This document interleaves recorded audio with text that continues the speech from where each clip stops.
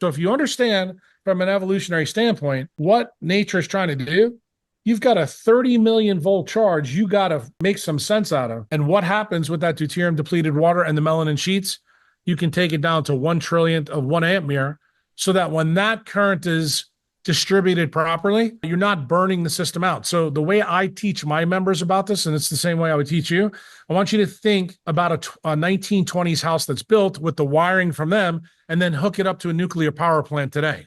You know what happens at a house? It disintegrates, it burns down, it oxidizes. But this is exactly the same story of really why leptin melanocortin pathway innovates in the last, I would say, really 65 million years. We become true experts in utilizing this because it forms all of the most key thermodynamic pathways in mammals so that you can get to the mammal that's got a Ferrari engine in its head versus our nearest cousins, which have no frontal lobes, and don't have, a lot of fat. They're not born as a ball of goo like we are. They're born differently. And when you consider that they have almost the same genetics, but phenotypically they're radically different, you begin to realize that the story of melanin and leptin is born in this story. And I would tell you, are probably the first generation true total TCA obligate normoxic primates that live on Earth. We still retain some of our initial abilities, like when we drowned and things like that, or we hold our breath to go into the water, or we free dive. But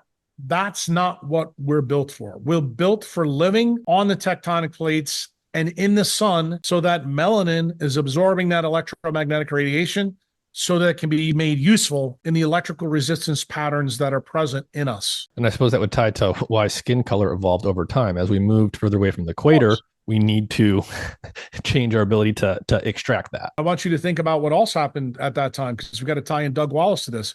As you lose melanin on the skin, that's where haplotypes come from. It's also an electromagnetic effect. Remember what I told you, that breathing is quantized? So is mitochondrial haplotype.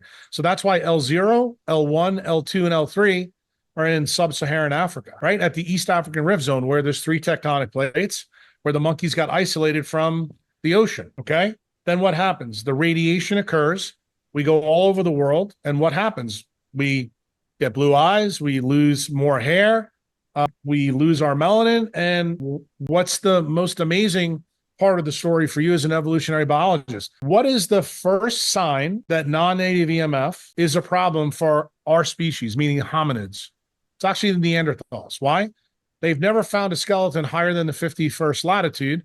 The reason they're called Neanderthals is because it's the Valley of Neander in Germany. And what is special about Neanderthals? They have 125 grams more brain tissue than us. Did you know that?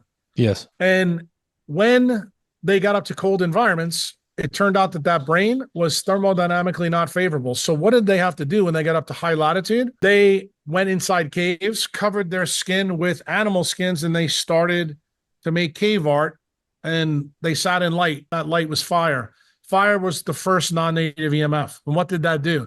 Created a hypoxic event in them, and that is what shrunk their brain 125 grams. That happened 65,000 years ago. What was the genesis event that's good for us?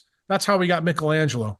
Why? Because as melanin breaks down, my friend, what does it become? It becomes L-dopa, and it becomes dopamine. So we got more creative from destroying the melanin sheets in our head. That's where art and creativity in humans comes from. And how do we know that?